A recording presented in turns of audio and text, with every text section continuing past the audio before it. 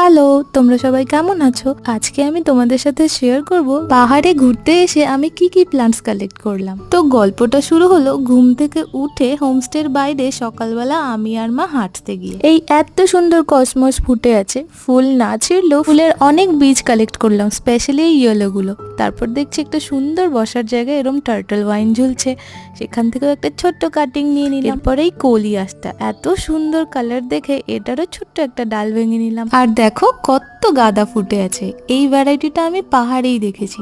তো একটা শুকনো ফুল দেখে এটারও বীজ নিয়ে নিলাম। আর আমার আজকের কালেকশন প্রায় অনেক, আর এইসবের থেকে অভিও কিন্তু ছাড় পায়নি। একটা সুন্দর ফুল ফুটেছিল, ওকে বলাতে কিছু না বলেই ও সেটা আমাকে আবার এনেও দিল। বিবাহ বার্ষিকীর সকালে এরম গিফট পেয়ে মন তো ভীষণ খুশি। ফটাফট হোমস্টেতে এসে এগুলোকে ঠিকঠাক বাড়ি আনার ব্যবস্থা করলাম। দেখা হচ্ছে নেক্সট ব্লগে, বাই।